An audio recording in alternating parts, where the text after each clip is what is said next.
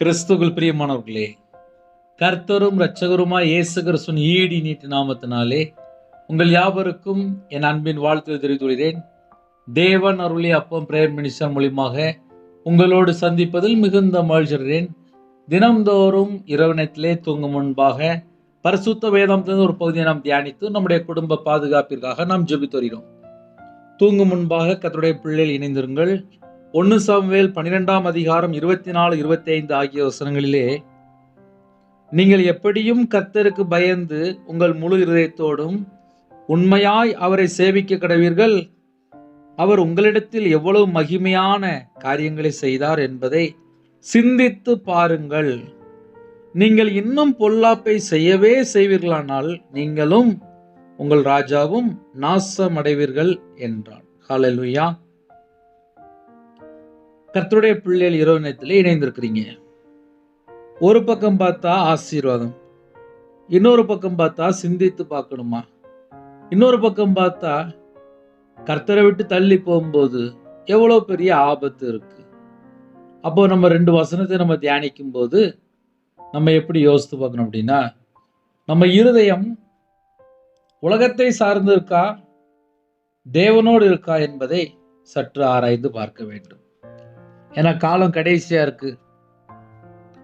சொத்து சேர்க்கணும், நல்ல பணம் சேர்க்கணும், நல்ல நகை சேர்க்கணும், என் பிள்ளை நல்லா இருக்கணும், என் புருஷன் நல்லா இருக்கணும், நான் நல்லா இருக்கணும், என் வம்சம் நல்லா இருக்கணும், என் தலைமுறை நல்லா இருக்கணும், எங்கள் ஊர்லேயே நாங்கள் தான் நல்லா இருக்கணும். இப்படி சில குடும்பங்கள் யோசிப்பாங்க. ஆனால் இன்னொரு பக்கம் மற்ற குடும்பங்களை அழிச்சு சொத்து சேர்ப்பாங்க, கொன்னு சொத்து சேர்ப்பாங்க, களவாண்டு சொத்து சேர்ப்பாங்க, கொள்ளையடிச்சு சொத்து சேர்ப்பாங்க. வேற குடும்பத்தில் கிடைக்கக்கூடிய ஒரு பெரிய வேலையை இவங்க லஞ்சம் கொடுத்து வாங்கி இவங்க வீட்டில் சொத்து சேர்ப்பாங்க. இது எல்லாமே கர்த்தருக்கு பிரியம் இல்லாத காரியம்.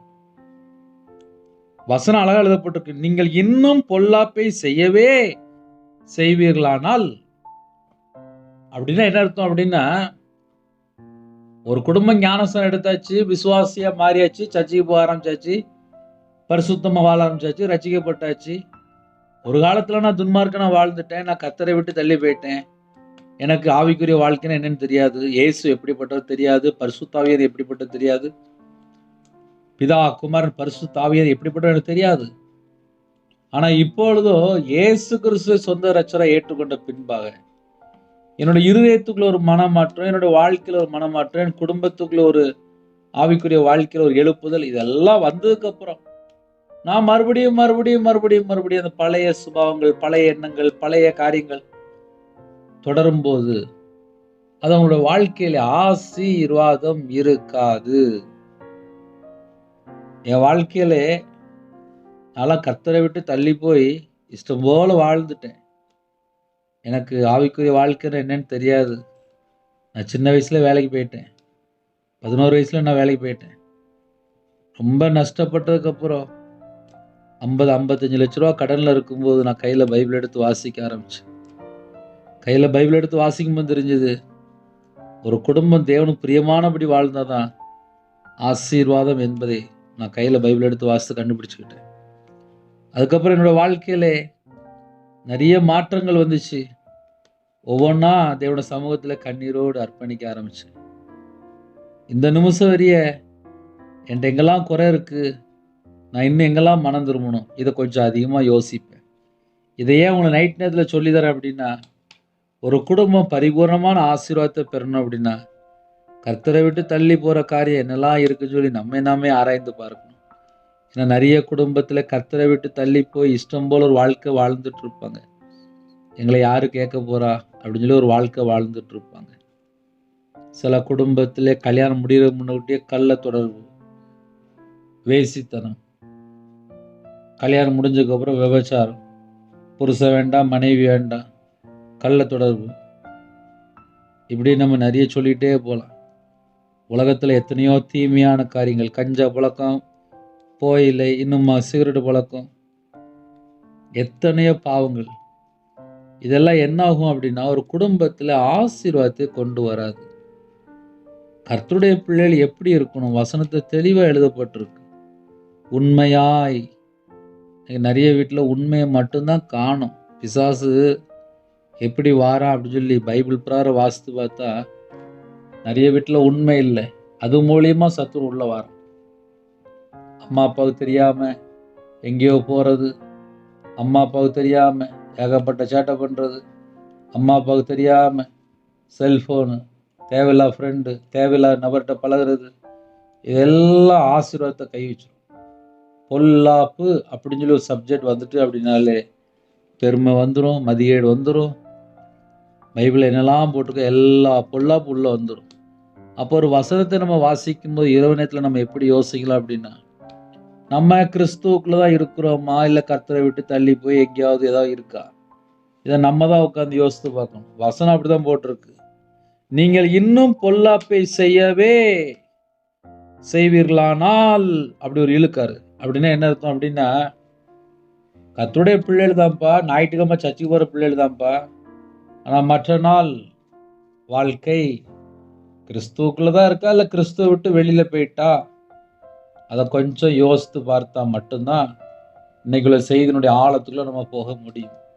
ஏன்னா சில குடும்பத்தில் நைட் நேரத்தில் வெளிநாட்டிலேருந்து கேட்டுட்டு இருப்பீங்க, இஷ்டம் போல் ஒரு வாழ்க்கையாக இருக்கும், எங்களை யார் கேட்க போகிறா அப்படின்னு சொல்லி துணிகரமாக வாழ்ந்துட்டு இருப்பாங்க. தேவன் பார்த்துட்டு இருப்பார். நீங்கள் இன்னும் பொல்லாப்பை செய்யவே செய்வீர்களானால் நீங்களும் உங்கள் ராஜாவும் நாசம் அடைவீர்கள். நாசம் அடைவீர்கள் அப்படின்னா என்ன அர்த்தம் அப்படின்னா அழிஞ்சு போயிருவீங்க. அதனுடைய உண்மையான அர்த்தம் அதுதான். பொல்லாப்பு எங்கெல்லாம் இருக்கோ அங்கெல்லாம் பொல்லாதாவி வந்துருவான். ஒரு மனுஷன் உண்மையா வாழ்ந்தா அங்க பிசாசும் வர முடியாது, யாரும் வர முடியாது. என் இருதயத்துக்குள்ளே தேவனுக்கு மட்டும் இடம் இருந்துச்சுன்னா போதும், அந்த இடத்துல பிசாசு உள்ள வர முடியாது. எப்போ நம்ம வாழ்க்கையில சத்துருக்கு நம்ம இடம் கொடுக்கிறோமோ, பாவத்துக்கு கொஞ்சோண்டு இடம் கொடுக்கிறோமோ, அதுக்கப்புறம் தான் பிசாசு உள்ள என்ட்ராராம். நீங்கள் எப்படியும் கர்த்தருக்கு பயந்து, அந்த வேர்ட்ல ரொம்ப கவனிக்கணும். எப்படியும் கர்த்தருக்கு பயந்து, எப்படியும் எப்படியும் எப்படியும் உங்கள் முழு இருதயத்தோடும் உண்மையாய் அவரை சேவிக்க கடவீர்கள். உங்கள் முழு இருதயம். இப்ப அதுல ஒரு பெரிய பாயிண்ட் இருக்கு. இன்னைக்கு முழு இருதயத்துக்குள்ளே வேற என்னெல்லாமோ இருக்கு. இருதயம் முழு இருதயம் தான்ப்பா, அதுல எந்த மிஸ்டேக் இல்லை. அந்த முழு இருதயத்துக்குள்ள பேங்க்ல இத்தனை லட்ச ரூபா பணம் இருக்கு, இத்தனை பவுன் நகை இருக்கு, எனக்கு இவ்வளவு சொத்து இருக்கு, நான் இந்த பெரிய போஸ்ட்ல இருக்கேன், இதை மட்டும்தான் யோசிச்சுட்டு இருப்பாங்களே தவிர, என் இருதயத்துக்குள்ள முழு இருதயம் தேவனை சார்ந்திருக்கா, இல்ல இந்த உலகத்தில் உள்ள பொருள் மேலேயோ, ஐஸ்வர்யத்தின் மேலேயோ, பணம் மேலேயோ, செல்வத்தின் மேலேயோ, எது மேல இருக்கு? அஸ்திவாரம் கிறிஸ்து மேல இருந்துச்சு அப்படின்னா செத்தா பரலோகத்துல போய் நிப்பாங்க. நானும் குடும்பத்துல பேசிட்டு இருக்கும்போது அழகா ஒரு பாயிண்ட் வந்துச்சு. செத்ததுக்கு அப்புறம் பெட்டியை கொண்டு வருவாங்க, அந்த பெட்டிகளை வச்சு மூடி வச்சிருவாங்க, அவ்வளவுதான், முடிஞ்சிட்டு. ஒரு மனுஷன் செத்து போனதுக்கு அப்புறம் பெட்டிகளை தூக்கி வச்சிருக்காங்க. அந்த பெட்டிகளை தூக்கி வைக்கும்போது நகை எடுத்துருவாங்க, வெள்ளி எடுத்துருவாங்க, செல்போன் எடுத்துருவாங்க, கையில மோதிரம் போட்டு எடுத்துருவாங்க, கழுத்துல செயின் இருந்தா எடுத்துருவாங்க, எல்லாத்தையும் எடுத்துருவாங்க.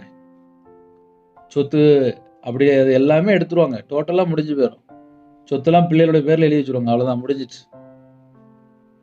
இந்த பூமியில நிர்வாணமா வந்தோம், நிர்வாணம் போறோம், அவ்வளவுதான், முடிஞ்சு போச்சு. ஆனா பரலோகத்துல என்ன போகுது அப்படின்னு சொல்லி செக் பண்ணி பார்த்தா வெளிப்படுத்தின விசேஷம் 14:13 அழகா எழுதப்பட்டிருக்கு. அவருடைய கிரியைகள் அவர்களோட போகும். நான் நன்மை செஞ்சாலும் தீமை செஞ்சாலும் அது பரலோகத்துல நியாயத்திற்கு நாள்ல போய் கணக்கு நிற்கும். அப்ப இந்த பூமியில நம்ம எப்படி வாழ்றோமோ கணக்கு ஒப்புவிக்க வேண்டிய ஒரு நாள் இருக்கு. இந்த பூமியில நம்ம எப்படி வாழணும் அப்படின்னு சொல்லி சில ஆலோசனை தான் நம்ம நிறைய நேரத்துல நம்ம வசனத்து மூலியமாக, இல்லை நம்மளுடைய வாழ்க்கை மூலியமா, இல்லை என்னுடைய சில வாழ்க்கையில் உள்ள காரியங்கள், இதெல்லாம் சொல்லி சொல்லி சொல்லி சொல்லி மக்களுக்கு புரியுற மாதிரி. வேணா வேற வேற ஜனங்கள் இருப்பாங்க. சில குடும்பத்துல கிராமத்துல இருப்பாங்க, சில குடும்பத்துல சிட்டில இருப்பாங்க, சில குடும்பத்துல வெளிநாட்டுல இருப்பாங்க. சில குடும்பத்துல நைட் நேரத்துல பஸ்ல போயிட்டு இருப்பாங்க, ட்ரெயின்ல போயிட்டு இருப்பாங்க, பல சூழ்நிலை, ஹாஸ்பிட்டல்ல, கவர்மெண்ட் ஹாஸ்பிட்டல்ல, பிரைவேட் ஹாஸ்பிட்டல்ல எத்தனையோ இடத்துல இருப்பாங்க. நீங்கள் எப்படியும் கர்த்தருக்கு பயந்து, அப்படின்னா என்ன அர்த்தம் அப்படின்னா, இன்னைக்கு நிறைய குடும்பத்துல மனுஷனுக்கு பயப்படுறாங்க, புருஷனை பார்த்தா பயப்படுறாங்க, மாமியாரை பார்த்தா பயந்துருந்தாங்க, பக்கத்து வீட்டுல ஆளை பார்த்தா பயந்துருந்தாங்க, ஒரு கவர்மெண்ட் ஆபீசரை பார்த்தா பயந்துருந்தாங்க. இதெல்லாம் சரிதான்ப்பா. ஆனா யாருக்கு பயப்படணும்? கர்த்தருக்கு நம்ம பயப்படணும் முதல்ல. இன்னைக்கு அன்பா இருக்குன்னு சொல்லி தான் போட்டிருக்கு. ஒரு மனுஷனோட வாழ்க்கையில மிஸ்டேக் வரும்போது தான் நிறைய நேரத்துல பயம் வந்துருது. இந்த பயம் எப்படி வரும்னு சொல்லி பார்க்கும்போது, கர்த்தரை விட்டு தள்ளி போனதுக்கு அப்புறம் தான் பயமே ஆரம்பிக்கு. ஆதாம் ஏவாளுடைய வாழ்க்கையிலே பழத்தை சாப்பிட்டதுக்கு அப்புறம் தான் ஒளிஞ்சுக்கிட்டாங்க. என்னன்னு கேட்டா நிர்வாணமா இருக்கும் அப்படின்னாங்க. என்ன காரணம் அப்படின்னு சொல்லி கேட்டா, நீங்க எந்த பழத்தை சாப்பிடக்கூடாதுன்னு சொன்னீங்களோ அதே பழத்தை நாங்க சாப்பிட்டுட்டோம். அதுக்கப்புறம் தான் பயம் அப்படின்னு ஒண்ணு உள்ள வந்துச்சு. அப்ப பாவம் இருக்கிற இடத்துல பயம் உள்ள வருது, பாவம் இருக்கிற இடத்துல வேதனை உள்ள வருது, பாவம் இருக்கிற இடத்துல ஒளிஞ்சு கொள்றாங்க, பாவம் இருக்கிற இடத்துல தேவனுக்கும் அவங்களுக்கும் நடுவில் ஒரு பிரிவினை வருது. அப்போ ஒரு குடும்பம் கர்த்தரை விட்டு தள்ளி போகும்போது நாசம் அடைவார்கள் அப்படின்னு என்ன அர்த்தம் அப்படின்னா, ஆசீர்வாதம் இருக்காது. அப்ப நைட் நேரத்துல கர்த்தருடைய பிள்ளைகள் வசனத்தை நம்ம தியானிக்கும் போது, என் வாழ்க்கையில நான் அதை எப்படி எடுத்துக்கொள்றேன்?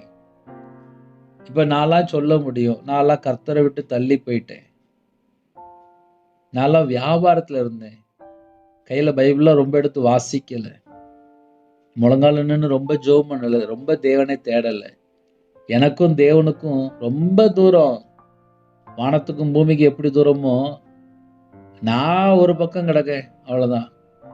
எனக்கும் பரலோகத்துக்கும் சம்மந்தமே இல்லை. ஆனா என்னைக்கு கையில பைபிள் எடுத்து வாசித்தனோ அன்னைக்கு தான் யோசித்தேன், என்னோட வாழ்க்கை தேவனுக்கு பிரியமில்லாத ஒரு வாழ்க்கையா இருந்திருக்கு. அதனாலதான் என்னுடைய வாழ்க்கையில இவ்வளவு உபத்திரம், இவ்வளவு பாடு, இவ்வளவு பிரச்சனை. அதை முதல்ல நான் யோசிக்க ஆரம்பிச்சேன். கொஞ்சம் கொஞ்சமா மனம் திரும்ப ஆரம்பிச்சேன். தேவனோட சமூகத்துல கண்ணீரோடு ஜெபிக்க ஆரம்பிச்சேன். அப்ப இரவு நேரத்திலே ஜெபிக்கிற பிள்ளைகள் என்ன யோசித்து பார்க்கணும் அப்படின்னா, நாங்கள் எப்படியும் கர்த்தருக்கு பயந்து, நம்ம எப்படியும் கர்த்தருக்கு பயப்படுறோமா, இல்ல மனுஷன் சொன்னதுனால பயப்படுறோமா, இல்ல கர்த்தர் என்னைய பார்த்துட்டு இருக்கிறாரு, தேவன் என்னைய பார்த்துட்டு இருக்கிறாரு, பரலோகத்துல தேவன் என்னைய பார்த்துட்டு இருக்காரு, நான் அவருக்கு பிரியமானபடி வாழணும் அப்படின்னு சொல்லி நம்ம யோசிக்கிறோமா? சில குடும்பத்துல அம்மா அப்பா சொன்னதுக்காக தான் சர்ச்சுக்கே போறாங்க. சில வீட்டுல கணவர், வீட்டுல எல்லாரும் சொல்றாங்க, சரி சர்ச்சுக்கு போவாங்க, வாங்க வாங்க அப்படிம்பாங்க. அவங்களுக்கா சர்ச்சுக்கு போற ஒரு இன்ட்ரெஸ்ட் இருக்காது. இப்படி நிறைய குடும்பத்தை சொல்லலாம். எப்படியும் கர்த்தருக்கு பயந்து உங்கள் முழு இருதயத்தோடும் உண்மையாய் அவரை சேவிக்க கடவீர்கள். அப்ப ரெண்டாவது பாயிண்ட் என்னன்னா, உண்மையாய் சேவிக்க கடவீர்கள். உண்மை இருக்கா? அது கொஞ்சம் யோசித்து பார்க்கணும். உண்மையா சேவிச்சாச்சு அப்படின்னா நம்ம குடும்பம் ஆசீர்வாதமா இருக்கும். அவர் உங்களிடத்தில் எவ்வளவு மகிமையான காரியங்கள் செய்தார் என்பதை சிந்தித்து பாருங்கள். இப்ப என் வாழ்க்கையில நான்லாம் சொல்ல முடியும்பா, இந்த 2026 நான் உயிரோட இருக்கேன் அப்படின்னா கர்த்தர் கொடுத்த கிருபை, அது உயிர் பிச்சை அப்படிமே. பொழைச்சிட்டு போ அப்படின்னு சொல்லி எனக்கு உயிர் பிச்சை போட்டிருக்காரு. என் வாழ்க்கையில இன்னைக்கு நான் குடும்பமா இருக்கேன் அப்படின்னா அது தேவன் எனக்கு கொடுத்த கிருபை. முழு நேர ஊழியம்தான். தேவன் அருளி அப்ப மினிஸ்டர்களுக்காக ஜெபித்து கொள்ளுங்கள். 2008 டாக்டர் இவன் பிழைக்க மாட்டான் அப்படின்னு சொல்லி கையெழுத்துலாம் வாங்கிட்டாங்க. கர்த்தருடைய கிருபையினால 2026 உயிரோட தான் இருக்கேன். நான் மாந்திரியம் பண்ணி செத்து போன்னு சொல்லி எனக்கு மாந்திரியம் பண்ணிட்டே இருந்தாங்க. நான் உயிரோட தான் இருக்கேன். எனக்கு மாந்திரியம் பண்ணுங்க, அதே வீட்டுல தூக்கு போட்டு செத்து போயிட்டாங்க. ஊழியத்துல வந்ததுக்கு அப்புறம் எனக்கு விரோதமாக ஏகப்பட்ட காரியங்கள் செய்து கொண்டிருக்கிறாங்க. நான் உயிரோட தான் இருக்கேன். கர்த்தர் நாளுக்கு நாள் விருத்தி, நாளுக்கு நாள் ஆசீர்வதிக்கிறார்.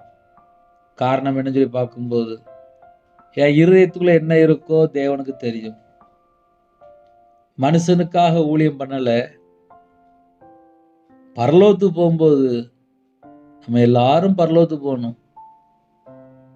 தேவன் அப்படிதான் அந்த பாரம் வச்சாரு. மனம் திரும்பி பாவ மன்னிப்பை பெற்றுக்கொள்ளணுமா, சகல தேசத்தாருக்கும் சுவிசேஷமா பிரசங்கிக்கணுமா. இதெல்லாம் எனக்கு இந்த வசனம் ரொம்ப பிடிக்கும். லூக்கா சுவிசேஷம் 24:47 கர்த்தருடைய பிள்ளைகள் மனம் திரும்பி பரலோகத்தில் போகும்போது மிகுந்த ஆசீர்வாதங்களை பெற்றுக்கொள்ளணும். அப்படின்னா இந்த பூமியில நம்ம எப்படி வாழ்றோம், என்ன செய்யறோம், எல்லாமே பரலோகம் பார்த்துட்டு இருக்கு. ஆனால் ஒவ்வொரு நிமிஷமும் கர்த்தர் பிரியமானபடி வாழ்ந்தா மட்டும்தான் ஆசீர்வாதம். எப்படினாலும் வாழலாம் அப்படின்னா அதில் நிறைய ஆபத்து தான் இருக்கு.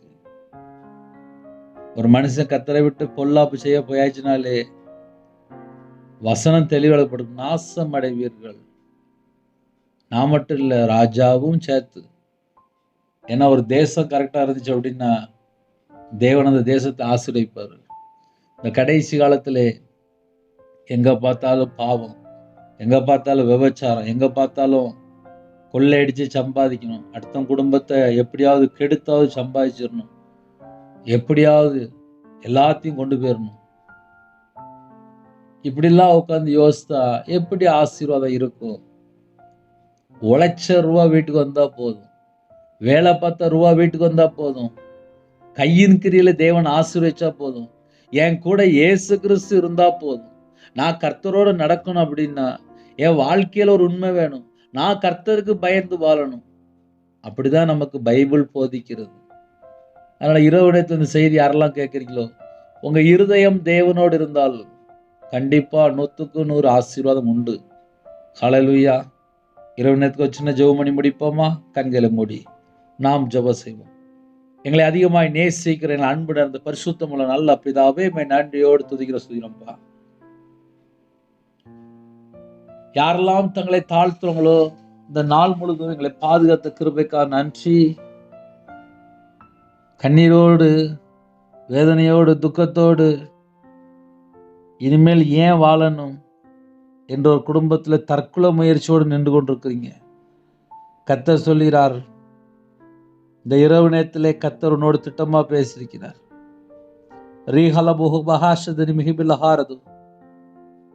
கர்த்தர் உன்னை ஆசீர்வதிக்கிறார், நீ பயப்படாதே. இந்த இரவு நேரத்திலே கர்த்தர் உன்னை சந்தித்திருக்கிறார். தற்கொலை கிரியைகள் அழிக்கப்படுகிறது, மரண பயம் அழிக்கப்படுகிறது. உன் சிரசின் மேல் ஆசீர்வாதத்தை வைக்கிறார், உன் இருதயத்துக்குள்ளே தேவ சமாதானத்தை வைக்கிறார். நீ பயப்படாதே, கலங்காதே, திகையாதே. கர்த்தர் உன்னோடு இருப்பார்.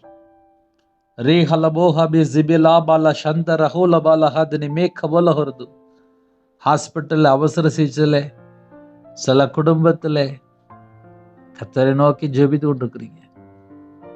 கர்த்தர் ஜீவனையும் தீர்க்காயுசையும் கட்டடுகிறார். ரீபா லஹோ பிஹாவ் ஷகதோ லபலஹரது மே கபலஹோரது ரீதுன மேலா சிபஹு பஹல்லா ஷதுரிபி கலபலஹோரது. தகப்பனே, நாங்கள் எல்லாரும் உம்முடைய சமூகத்தில் வருகிறோம்ப்பா. கர்த்தராகிய இயேசு நாமத்தினாலே ஒவ்வொரு குடும்பத்துக்குள்ளேயும் பரிபூர்ணமான ஆசீர்வாதங்களை பெற்றுக்கொள்ளட்டும், பரிபூர்ணமான நன்மைகளை பெற்றுக்கொள்ளட்டும், பரிபூர்ணமான ஆசீர்வாதம் வேணும்ப்பா. ஒவ்வொரு குடும்பத்துக்கும் தாங்க, சுகம், பலன், ஆரோக்கியம் தாங்க. நைட் ஷிஃப்டில் வேலை பார்க்குறாங்க, நைட் நேரத்தில் டிரைவிங்கில் இருக்காங்க, கர்த்தருடைய கரம் பிள்ளைகளோட கொள்ளட்டும். நீங்கள் எங்கள் கூட இருந்தால் மட்டும்தான்ப்பா ஜீவன். எங்கள் கூட நைட் நேரத்தில் இருங்கப்பா. எல்லா தேசத்துல ஜனங்களையும் உம்முடைய ஜீவனுக்குள்ள அர்ப்பணிக்கிறோம். குறைகள், குற்றங்கள் எல்லாவற்றையும் கர்த்தர் மன்னித்து பரிசுத்தப்படுத்தி உம்முடைய கிருபையினால் நிரப்பி ஆசீர்வதிங்க. எல்லா தேசத்துல ஜனங்களையும் உம்முடைய ஜீவனுக்குள்ள அர்ப்பணிக்கிறோம். யாரெல்லாம் தங்களை தாழ்த்துறோங்களோ அந்த எல்லா ஜனங்களையும் கர்த்தர் மீட்டு எடுக்கணும்ப்பா. கர்த்தர் மீட்டு எடுக்கணும். இந்த இரவு நேரத்தில் சரீரத்தில் பலவீனத்தோடு யாரெல்லாம் ஜீவனம் பூரண சுகம் தாங்க, பூரண ஆரோக்கியம் தாங்க, பூரண விடுதலை தாங்க. நைட் நேரத்தில் வேலை செய்கிற எல்லா குடும்பத்துக்கும் ஒரு பாதுகாப்பு தாங்க. கற்பத்தினியா ஜெபிக்கிற கர்த்தர் மனமிறங்க, மாசமா இருக்காங்க கர்த்தர் ஆசீர்வதிங்க. டெலிவரி போகிறாங்க கர்த்தர் கூட இருங்க. திருமண தேவைக்கா ஜெபிக்கிற எல்லா விதமான வாசல் திறந்து கொடுங்க. படிக்கிற பிள்ளைகளுக்கு தேவ ஞானத்தினால் தேவ புத்தினால் நிரப்புங்கப்பா. இரவு நேரத்தில் தனி ஜெபம் பண்ண, குடும்ப ஜெபம் பண்ண, கையில பைபிள் எடுத்து வாசிக்க, அப்பா உங்க நாமத்தை மகிமைப்படுத்த, உமக்கு துதி ஸ்தோத்திரம் ஏறெடுக்க கர்த்தர் கிருபை தாங்க. தேவன் அருளி அப்போ பிரேயர் மினிஸ்டர் மூலியமாக இணைந்திருக்கிற குடும்பங்கள் ஆட்டுக்குட்டியான் ஜீவ புஸ்தகத்துல பேர் எழுதப்படணும்ப்பா. கர்த்தர் கிருபைகளை தாங்க, கர்த்தர் கிருபைகளை தாங்க.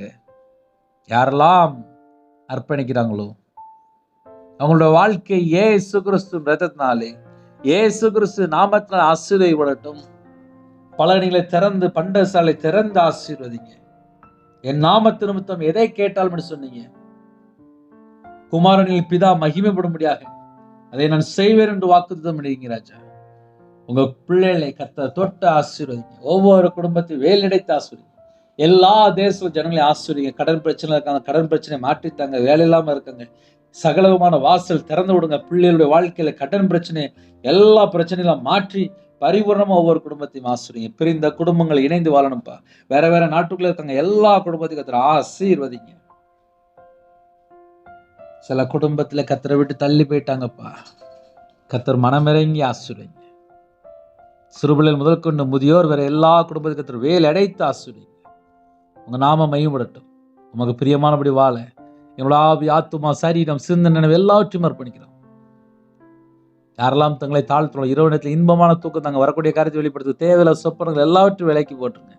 இந்த நாள் முழுவதும் சிறுபிள்ளைகள் முதல் கொண்டு முதியோர்கள் எல்லா குடும்பத்தையும் பாதுகாத்த கிருபைக்காக 1000 மடங்கு உமக்கு நன்றி செலுத்துகிறோம். உம்முடைய பாத பிள்ளைகளை அர்ப்பணிக்கிறோம். ஒவ்வொரு குடும்பமும் ஆசீர்வதிக்கப்படட்டும். ஆட்டுக்குட்டியின் ஜீவ புஸ்தகத்துல பேர் எழுதப்படணும்ப்பா. வெளிநாட்டில் இருக்காங்க, அவங்க இருக்கிற இடத்துல தேவனுக்கு பிரியமானபடி வாழணும்ப்பா. கர்த்தர் கிருபை செய்யுங்க. ஜெபித்த எல்லா குடும்பத்துக்கு ஆசீர்வதிங்க. உங்க கரத்துல இருப்பீங்க. துதி கன மகிமை எல்லாம் ஒருவருக்கே செலுத்துறோம். இயேசு கிறிஸ்து பிதாவே, ஆமென். தேவனுக்கே மகிமை உண்டாவதாக. கர்த்தர் தாமே உங்களையும் உங்கள் குடும்பத்தையும் சகல காரியத்திலும் சம்பூர்ணமா திருப்தியாக கர்த்தர் கொடுங்க ஆசீர்வதிப்பாராக. ஆமென். கர்த்தராகிய இயேசுவின் கிருபையும் பிதாவாகிய அன்பும் பரிசுத்தருடைய ஐக்கியமும் இப்பொழுதும் எப்பொழுது சதா காலங்களில் நம்மளோடு கொடுப்பதாக. ஆமென். கிறிஸ்துவில் பிரியமானவர்களே, 9363064182 நம்பர் உண்டால் நாங்கள் உங்களுக்காக குடும்பத்துக்காக ஜெபிப்போம். எங்களுடைய ஊழியக்காக தொடர்ந்து ஜெபித்துள்ளுங்கள். நைட் நேரத்தில் இணைந்தவர்கள் கர்த்தருடைய ஆவி எங்களோடு பேசுவார். அதிக அளவில் ஜெபிக்கிறோம், அதையும் தொடர்ந்து கேளுங்கள். God bless you.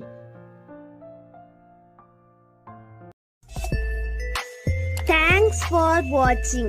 Please subscribe our channel. Click the like and share. Click the bell. God bless you.